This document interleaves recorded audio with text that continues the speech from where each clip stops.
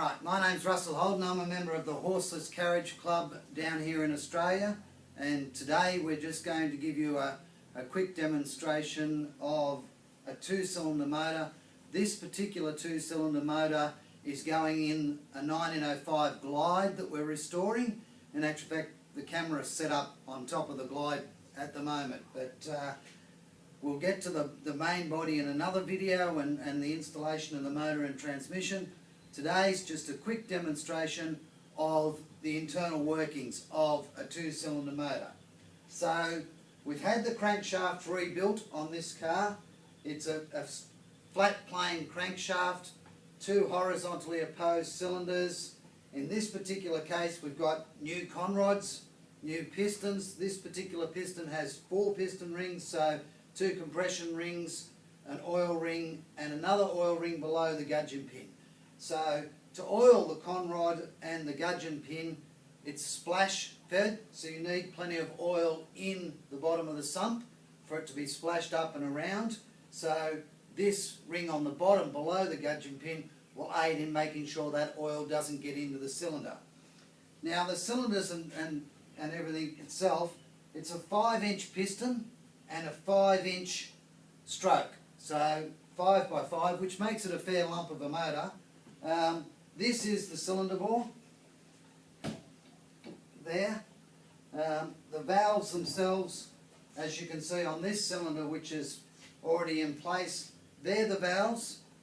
This is the camshaft, the internal workings of the camshaft, and that will run like that, and these will go up and down following the camshaft as the pistons go round and are driven. So that's what will open the valves and close the valves, allowing suction and a 4-cycle process to make the motor go. So obviously it's got a fair lump of a flywheel which helps momentum and helps things keep on going. This will sit up on here like so, and the valves will all be lined up and adjusted for a gap, and then everything will be put together. The transmission will bolt here eventually, not today. So the next thing we need to do is oil all the pistons up, oil the cylinder bore, get this cylinder bore onto there.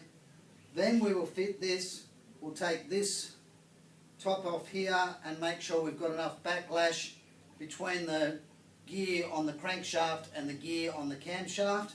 And the only way we can adjust that is by actually putting gaskets under here, basically shimming it up until we get it to about 4th hour. You can't get a feeler gauge in there, so it really is a take it by feel process. So later on this afternoon I'll show you exactly what the motor looks like as it's finally assembled, and then we'll look at again removing the body off the car and actually putting it back in the chassis. So for now, that's the 1905 two-cylinder Glide motor. Okay, so this is the rolling chassis of the 1905 Glide. As you can see, we've restored from the firewall forward, and since we cut the video before, we've now installed the motor in the car. Right, so as you can see, this is the front cylinder because it faces the front of the car, the back cylinder for the same reason. These are the 2 spark plugs that sit over the combustion chambers. There are a lot of things we need to do now. These are the inlets, so we need to, I've got to do some work on the inlets to mount the carburetor. This is a timer. It's not necessarily the correct timer for this car. There are only 2 known two-cylinder Glides, neither of which had a timer, so it's a guessing game as to what the timer was. I bought this timer at Chickasha Swap Meet a while ago. So that timer will actually fit on the camshaft like so. That's your advance and retard lever. It will get locked on so that it's sparking number 1 cylinder, number 2 cylinder, and to advance it you will just move that forward off a set of bell cranks that will go to the steering column. We also then need to mount a water pump to circulate the water. there. That is a water inlet, that is a water inlet, and the outlets are on the bottom of the cylinders. They will run through burst pipes back up to the radiator. So there's lots of bits and pieces to do there. Now, this is obviously the diff with a single rear brake, and this is the transmission. It's a 2-speed planetary transmission. It will have a clutch mounting on here with some fingers that will actually engage the clutch, and it mounts off these 4 bolts here. Now we've got some problems with this. I've got to make some new bushes for it and get it to turn properly. It's actually what we would call a proprietary transmission. So the transmission wasn't made by the Gilde Motor Company. The transmission was actually a proprietary. They would have just ordered it, and I've certainly seen this, what is called a T10 transmission, in several other vehicles. So that's the next job. Sort out the transmission and get that mounted in there. We've got to do the timer, the water pump, a lot of plumbing.